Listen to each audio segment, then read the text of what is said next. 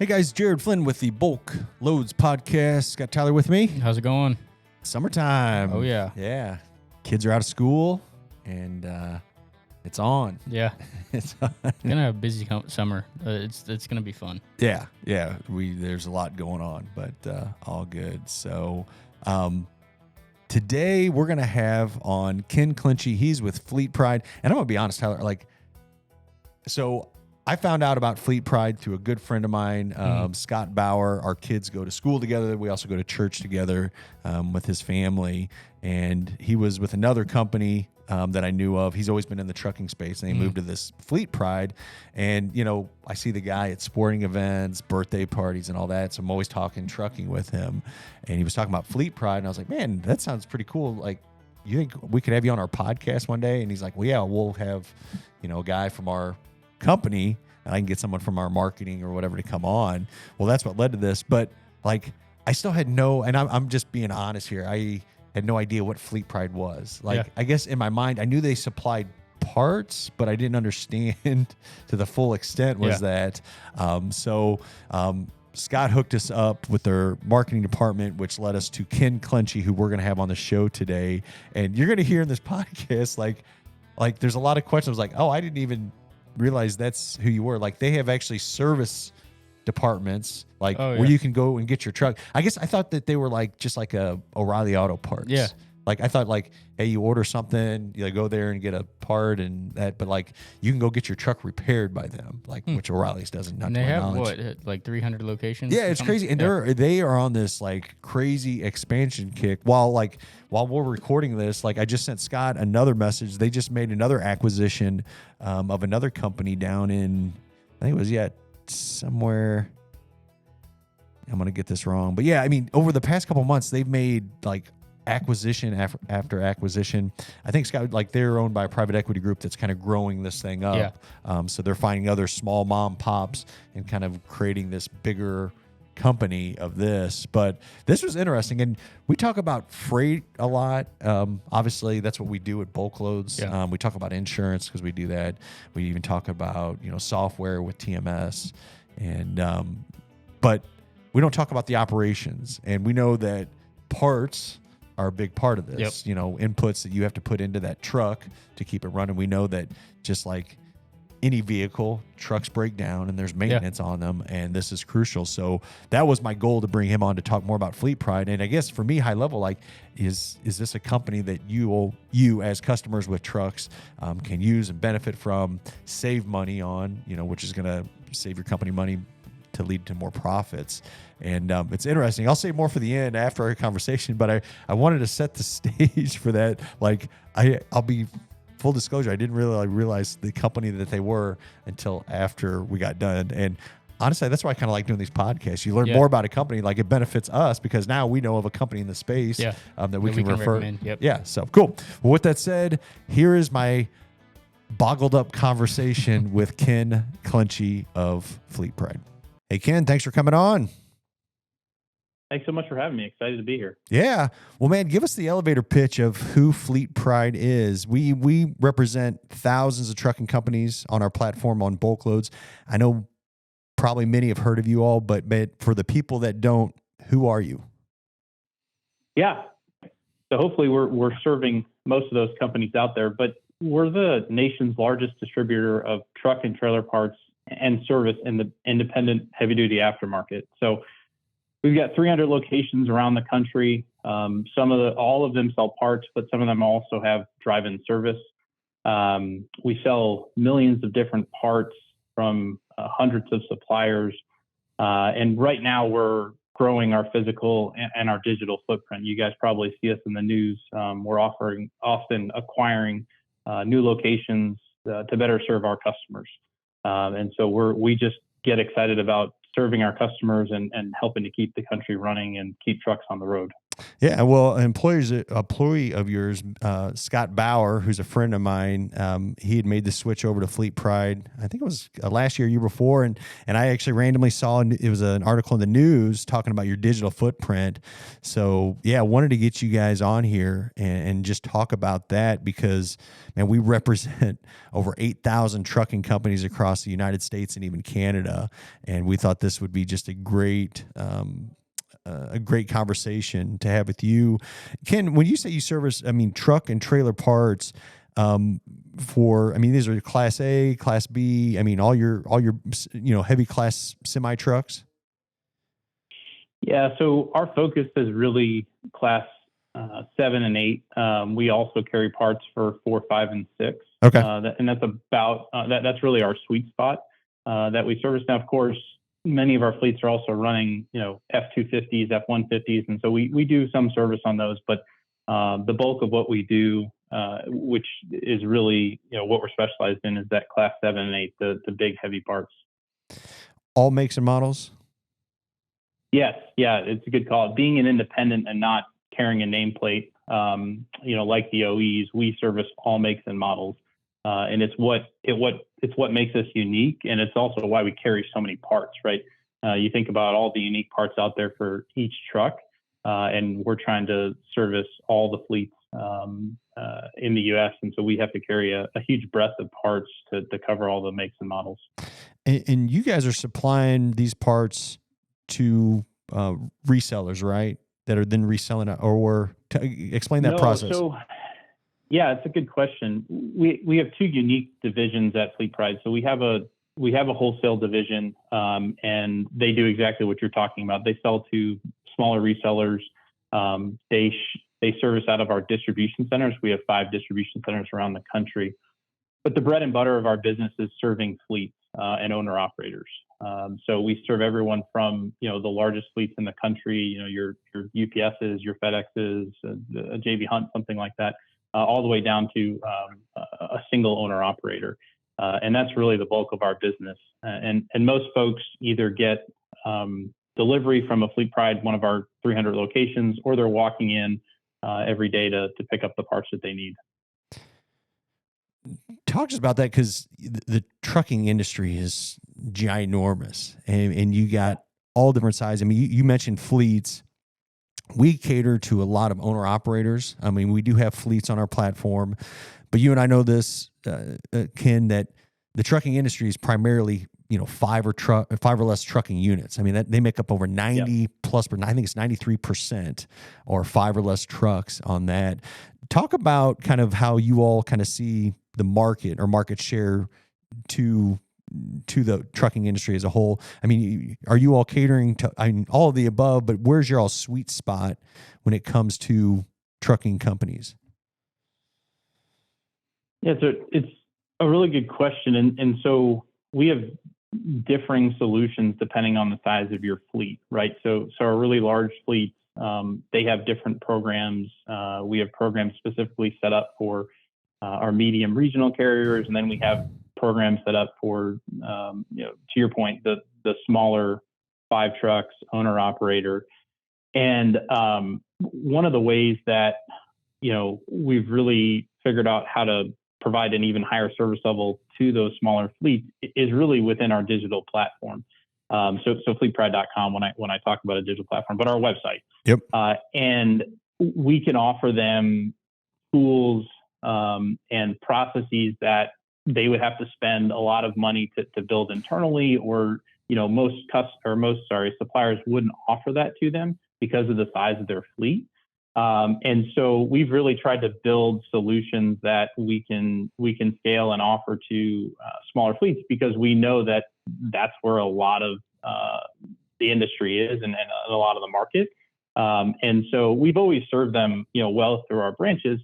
But there's things that they want to do, like, try to manage their spend, right? Try to track who's approving POs, right? Things like that typically would be very expensive to go out and buy a procurement system, or, you hear Ariba, you hear, Coupa, you hear all these big systems that the big fleets use, which is fantastic if you've got, the trucks to support it. But if you don't, you want other solutions. And so that's where we've really tried to build a solution for that market, which is very fragmented. As you said, it's 95% of the trucks. But it represents a lot of business and a lot of the market that we want to be able to serve. We're all adapting to e-commerce. Especially through COVID and all that, but how has that transitioned in your all's business? Are you seeing, I would assume it's why you guys are going more digital, just a big uptick in more and more these fleets, owner operators, trucking owners buying parts online? Yeah, so it moved faster than we expected in the industry, right? As you said, COVID accelerated every industry, right? We all jumped 10 years in the future because of what COVID did, not just to digital, but also just to our supply chains, right? It wreaked havoc on supply chains. So in 2020, we made a really big investment in digital, mainly because our customers were asking us to be there. We had customers saying, hey, we want to interact with you. And what we were actually seeing was, especially at the owner operator level, they were all turning to non-traditional folks in the space. So they're on Amazon, they're on eBay, because there aren't good options out there. And frankly, they were underserved. They were looking for a solution. And as we launched towards the end of 2020, the adoption that we saw was phenomenal. And we thought it would take some time to really get going because, as you know, a lot of our industry is still paper-based, right? I mean, folks are, even APAR is still passing paper. And so, we look at automotive, we look at other industries that have moved towards digital, but our customers just grabbed onto it and said, this is what we want to do. We're using it in our personal lives all the time. Everybody's got Amazon. Everyone's buying from Amazon these days. And so they're like, hey, why can't we have that experience when we're buying truck parts, especially for two reasons. One, the downtime is absolutely a killer, especially to an owner operator, right? You have 5 trucks. You don't have an extra truck sitting in a lot that you can just swap in when you have a truck down situation like the larger fleets can, right? And so how could we show, one of the first things that we did was we just put availability online. You couldn't even buy at the very, very beginning because we knew how important availability was. Hey, how do we just give value to our customers? And obviously that's evolved. So there's I could tell you all the different things you can do, but the biggest thing for us was how do we just give people more availability and make it really easy to find? We don't put things, we didn't put our inventory behind login. We didn't put our pricing behind login. We did all that on purpose because we just wanted it to be quick and easy for our customers to find what they need when they needed it. And what that led to was incredible adoption very quickly in, arguably an industry that's a little bit behind when it comes to being digital. But we were pleasantly surprised. And for some of our customers, they won't, they're still not comfortable buying online, which is fine. But what we see is they go online, they go, hey, my local Fleet Pride has it, or the Fleet Pride, let's just say I'm in Dallas. There's 3 locations in Dallas. Hey, the one I normally buy from doesn't have it, but the guy in Fort Worth does. I'm going to pop over 40 minutes Fort Worth and I'll go pick it up. And so we see a lot of customers who use it for reference, and that's fantastic. It means they're getting their parts faster, and that's what we're after. I guess I should ask this early on. How many like physical locations are there for Fleet Pride?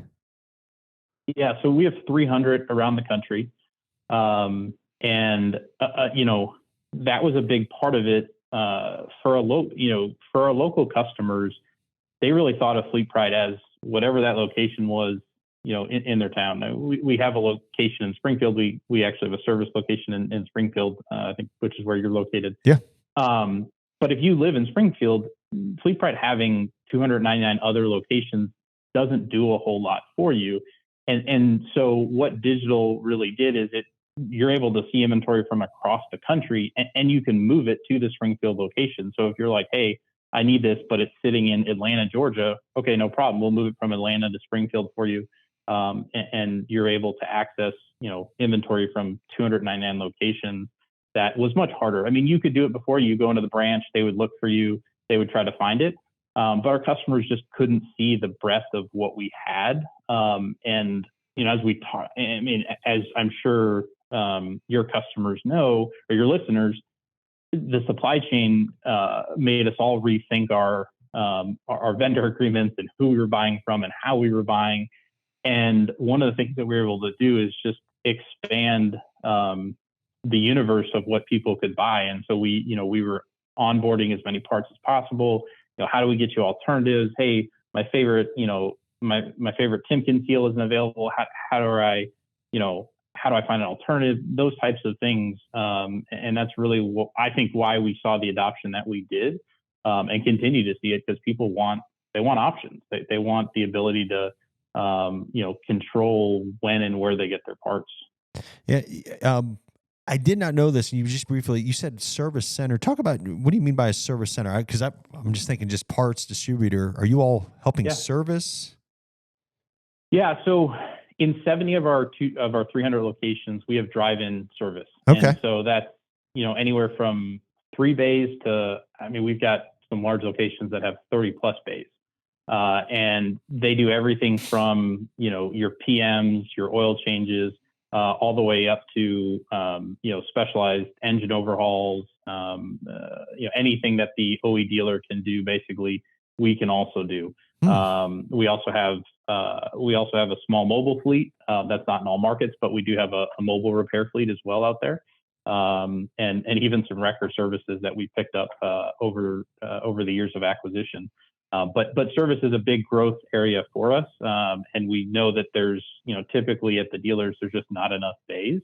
And people are waiting to have their trucks repaired. And so, we continue to support the fleets by adding additional repair facilities, and continue to build out a nationwide network of repair facilities. If you don't mind, Scott, can walk through kind of, I want to go back, I'm jumping around here, but the digital experience, kind of like a real life example, because, and you said this earlier, and these small fleets, they can't afford to be down. I mean, they have, all their trucks are moving, where a big fleet, they can move, another piece of equipment in, freight still moves. Well, in our industry specifically, these guys are hauling feed and sensitive deliveries that got to make it. I mean, if that delivery doesn't make it, the feed mill shuts down. So it's just imperative. But talk about like that interaction to make sure that you guys are supplying those parts in a timely manner to those customers. Yeah. So obviously, as we talked about being all makes, all models, you can't have every part everywhere all the time. Yep. As much as we'd love to do that, it's physically not possible. And so, if you talk about real examples, hey, I'm driving down the road, and it could be something as simple as, hey, I have taillights out, and I know that I'm going to get a violation for that if I don't get it fixed immediately. So I'm putting the trailer, out of commission until I can get that fixed. Well, what we're able to do with digital is, one, tell you, hey, can you get it immediately in your local fleet pride, right? So you pull up the website, it's going to try to figure out where you're located. It'll say, Joplin or wherever you are, and okay, the fleet pride is 20 miles away, and this is what we have in stock on the shelf to fix the problem right now. If it's a part that we don't, what we then tell you is, hey, here's how long it would take it to get it from our distribution center to you, which is usually just a day or two, depending on where you're located, because we run dedicated trucks between our distribution center and our locations. Or we give you the option to ship it. So if you're like, hey, I need it, I want to next day air it via UPS, you can also do that. And so you can sort of make the choice depending on how critical is it. Is it a truck down scenario, right? Like, I'll give you an example. We have a great program on DPF. So we stock DPFs throughout the country. And as you know, DPFs are a high dollar item when they go. We have a phenomenal, it's the same level as OE, but it's an aftermarket supplier. And we carry them in our distribution centers, but our supplier will also next day them anywhere in the country for us. So if you go online and you need a DPF and we don't happen to have it in your local fleet pride, we'll next day air it in for you to get you back up and running in no time. And so that's another example where you're able to leverage our supply chain to make sure that, you can get the parts. And like I said, you can make the decision either if you want to expedite it, you can expedite it. If you don't need it, hey, I'm making this route today. I'll be back home in 2 days. Just have it to me in 2 days when I'm back. You can also choose to do that. And it's really kind of meeting the customers where they want to. The other piece is you mentioned, controlling their spend and implementing tools. They can also set up approval processes, right? So like, let's just say I have I've got a mechanic and I want to see what he's buying before he buys it. You can also set that up online to say, hey, I want visibility to see what the folks if you have a shop or one mechanic or however you're doing it, I want to see what they're buying before they buy it. You're also able to do that, right? Which is less about availability and more about expense control, but we try to give options to fleets so that they can help really better manage their business, right? I mean, that our business is helping them to better manage their business. I'm going to kind of turn the conversation a little bit. One thing I wanted to ask, you guys are supplying different parts, and I guess there can be like, I think about just even the automotive world. Like, do I take my truck to the dealership or do I take them to an offsite mechanic shop to service it? Yeah. Do I use an aftermarket part versus like a dealership part on that? It's the same way in trucking, I'm sure, on that. What would you say? How do you defend fleet pride versus maybe going to a dealership, choosing you all? Yeah. So it's a great question and one that we get a lot, being the leader in the aftermarket, right? So part of it's really interesting in that oftentimes the parts are exactly the same, right? So that's good. Excuse me. I've got an OE part, and it comes in, the OE box, and it says, I'm not going to name names, but it says, this is this truck's brand on that box. Well, if you were to open that box, what you find is the OE suppliers that we buy from are putting that same part in just a box with frankly, a different brand, their brand on it. So one is you're getting OE quality parts if that's the route that you want to go from the aftermarket. So you don't have to go back to OE. The other thing is there's a lot of what I would call misinformation around proprietary parts, right? So there's a lot of thought that, hey, anything that's going to touch the fuel after treatment or the engine, like there's no way I can't go aftermarket, right? That's got to be OE only. And the irony is, one, there's fewer and fewer proprietary parts on trucks because fleets have gotten smart in demanding the OEs don't do that, because then there's only one place to get the part and you pay for it. Yeah. And so what we see is, one, the aftermarket has suitable replacements. Everyone's got to make it to, the same standard, right? We're all getting certified the same way. If it's brakes, right, there's certain safety standards.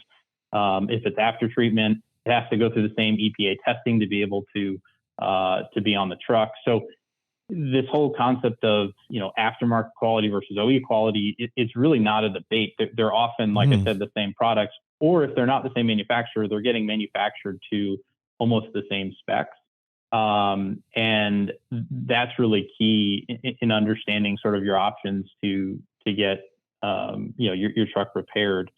On the labor side, the big thing that the OEs sort of had a capture on was diagnostics. And, as most things in a truck have some sort of chip in them now. I mean, that's part of why we had such a shortage. And so fixing them has become, as much a computer science degree as it is, knowing how to turn a wrench, right? Yeah.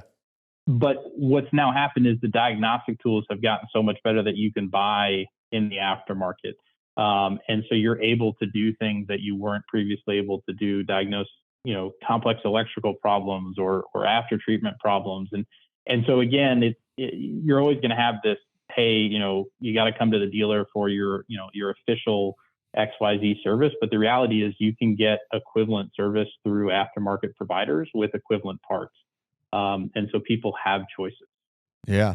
Well, this is the perfect segue into, I want to talk about the Right to Repair Act.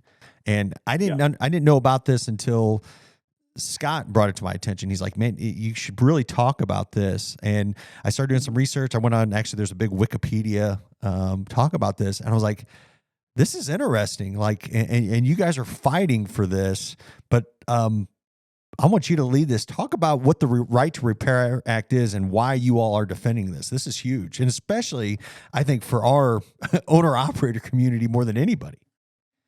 Yeah, in a big way. So most people have heard of right to repair when it comes to, automotive, and I don't have to take my vehicle to the dealer to maintain warranty. And that's sort of the vein in which folks think about right to repair.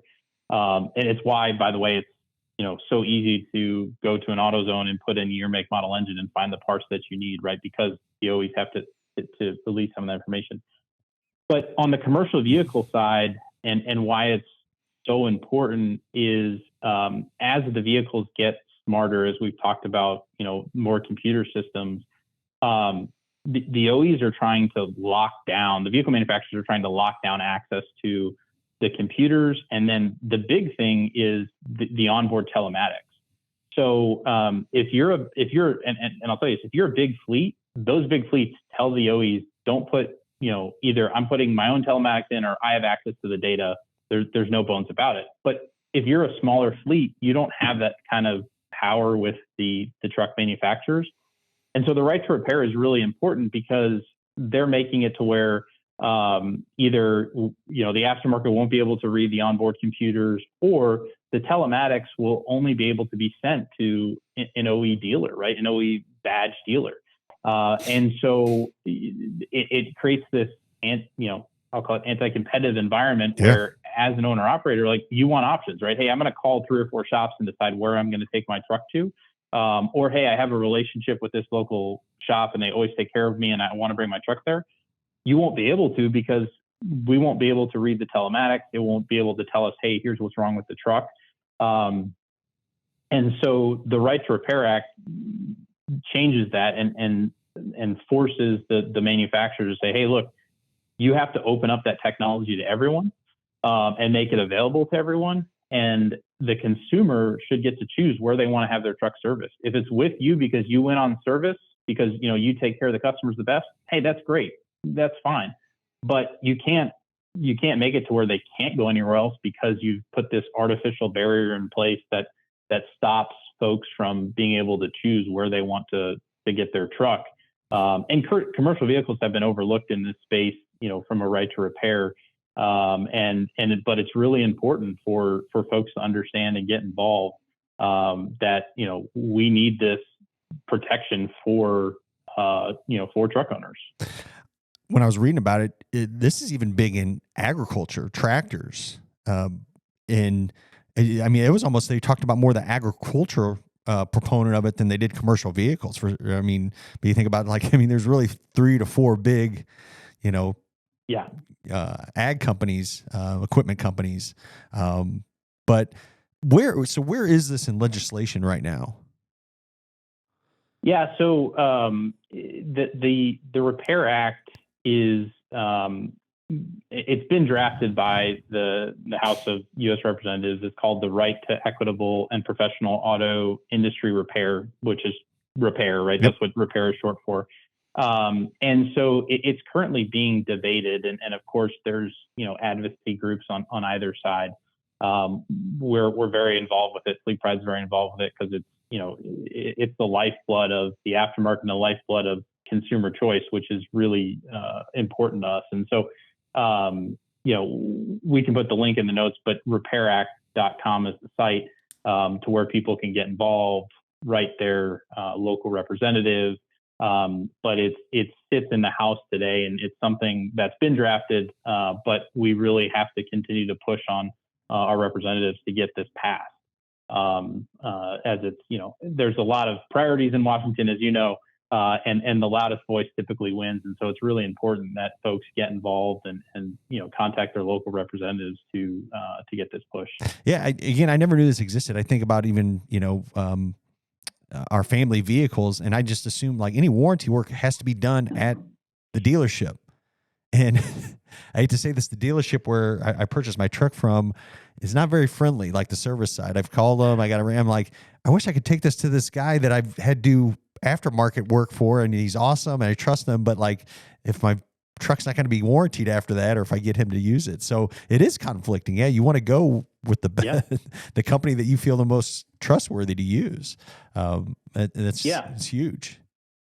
Yeah, and you should, right? I mean, it's your dollars, it's your spend, and it's really about, equitable treatment. And again, if in your example, right, whoever's providing you the best service is going to win the business, and that's how it should be, right? It shouldn't be just because I have to go here because it has to be worked on. And there's a lot of misconceptions and misnomers. And you're right, it crosses a number of industries and verticals.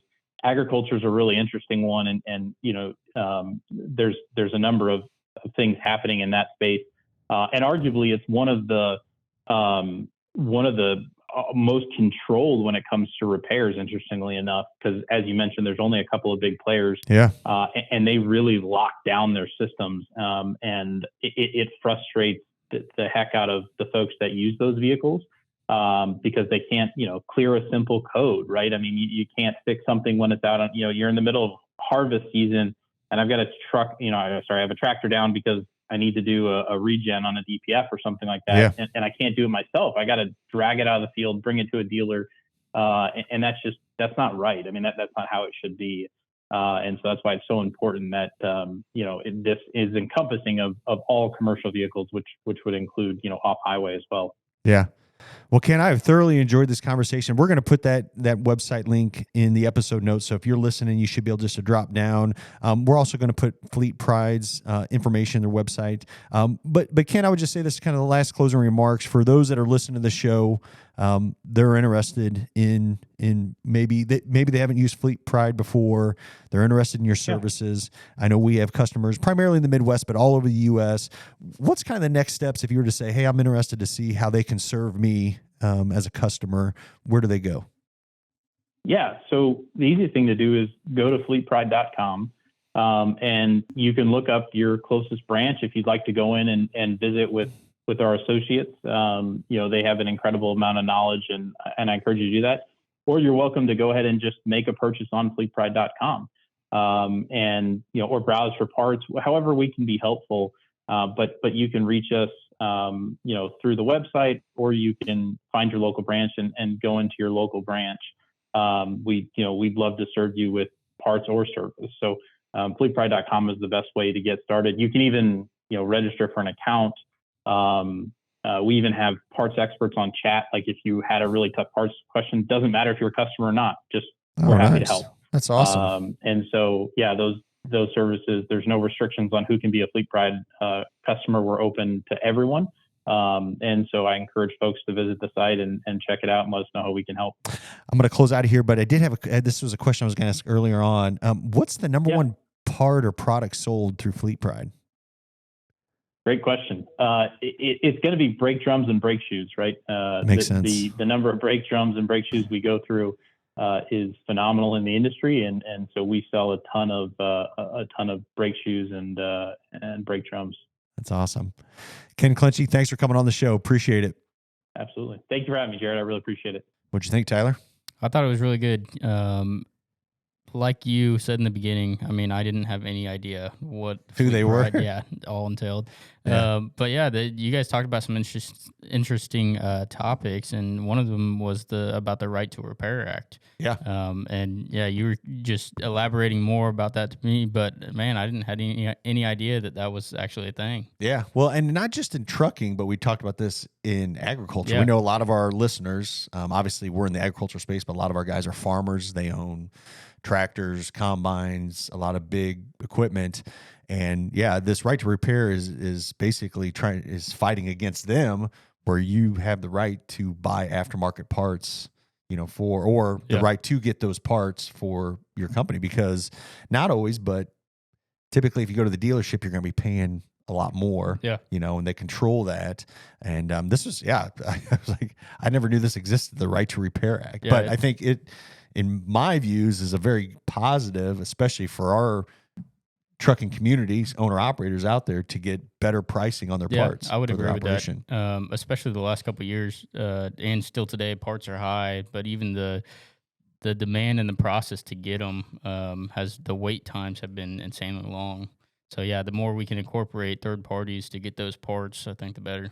Yeah, and I think too, just we see Fleet Pride, man. They're putting a lot of funds and growing this company to be more digital. Yep. I think that's cool. They have an app where you can go on and order your parts, get them shipped right to you. Man, just the power of that. Because he said this, like, when you're down, you're down. Big fleet, they can kind of shuffle trucks around and kind of work around that. But man, if you're a one truck operation or a couple, like, man, you're down. That's money. Yep. Like it's costing you daily not to be back on the road. And I love that Ken brought that up because they know that is a big factor, and they have to supply or be a solution for that to get you your parts as quick as possible so you get that rig back up on the road. Yeah, and Fleet Pride they've been gracious enough to give our listeners a promotion and a discount on some of their items. So we're still trying to work out the details with Ken in that group over there, but we're going to list everything in the show notes. So make sure to drop down below and see exactly what kind of discount you can get with them. Yeah, that's awesome. So yeah, very good. I just want to give a shout out to Scott Bauer. Hey, thank you for helping me make this connection and getting this out there. I think I got notes to follow up with them because I want to hear even a year from now and bring them back on the show. I think we don't talk about the operations, but even parts and supplies. Yeah. And we know that is a huge cost when running a trucking operation. So we see this as a great company to continue to talk about and see how we can help our listeners and them together connect and provide good services. Yeah. So cool. Awesome. What else we got? Yep. So we're going to have our first ever webinar here soon in a couple months. That's right. So we've been, our BulkLoads Plus, formerly known as Bulk TMS, has been really getting a lot of traction. And man, we've just seen a ton of people just reach out and request they want to get demos over the system and really just learn exactly what it is. And so that's the whole goal behind this webinar, is to really set it up to where we can explain what it is and we can dive into high level features that are on it and how it's going to help your business, but more importantly, how it's going to grow your business and just make you operate more efficiently. Yeah. I think it's more importantly the problems that we're solving with this. We know that it's tough to get everybody on and, to get people on a demo one-on-one, and we'll gladly do that. But we thought, man, if we do this as a webinar where you can actually just tune in and listen and watch, or whichever you prefer, we can kind of show you high level. I think we realize this. You've been hearing about it. You've probably been seeing it in the news, the forums. We talk about it. You can see the links on there, but we really want to let you know what it is. But more importantly, like, hey, how this can be a game changer for your business. If you're, even if you're a 1 to 2 truck operator, you have a fleet, you're a brokerage or a shipper, like we have this thing built. 3 years in the making, lots of development, a lot of expertise, a lot of testing, and we are excited to get this out there. Yeah, and we will, unfortunately, have limited spots. So we're going to be building out some stuff on the website to where you can sign up, get your name on the list. Until then, shoot me an email, Tyler@BulkLoads.com, and we'll get you on the list. Yeah, we're onboarding companies every day. Actually, we have to kind of set a cap on how many we can onboard at a time, just because, again, it's the system. It's once you use it, it's awesome, but there's an onboarding process, and that takes time getting people trained up. So we want to be precious on the people that are getting signed up and let you know that there will be a list for that. Yeah. So go ahead and email me if you have any other questions about this webinar, what it is, what it's going to be about. Definitely reach out to Caleb and Austin over on there. You can just send an email to dispatch@bulkloads.com. It'll reach directly to that team. Yeah. Last but not least, man, you see these hats up here. Man, these are awesome. Like my favorite's the black one. Yeah. I'm older though. I think like the young guys around here, they're more leaning towards the middle. Yeah, the middle, or on the one on the right, or I guess it would be the camera's left there. But yeah, that one, I like the military, the green. We've been given a ton of them away. Yeah. I mean, I've been seeing the emails come in and people requesting those. But if you're listening right now and want to get one of these, reach out to Tyler, Tyler at BulkLoads.com, or support. However you get a hold of us, we'll get you one. But yeah, man, this is a cool hat to wear this summer. I'm going to be taking a couple family vacations, so I'll definitely be supporting this out there. Oh, yeah. We want you to be supporting it out there as well. Have also had a lot of people reach out about the Semi-Sam book series that I've created where you can go. If you have information or if you would like one, I would be glad to send you one as a thank you from us for listening to the BulkLoads podcast. Just reach out to me or Tyler and we can get you hold of there. They also are available on Amazon as well. So, and Jared, you'll even sign them, right? Yeah, I'll sign them for your kid. I'll sign them for you if you want me to sign them. Who knows how much that's going to be worth one day. I know. Yeah. I mean, we're making history right now. So cool. Well, as always, thank you for listening to the BulkLoads podcast. If you know others that can benefit from this show, please share this on your social media or send them links to this. We are very thankful for that. Thank you, as always, for listening, and God bless.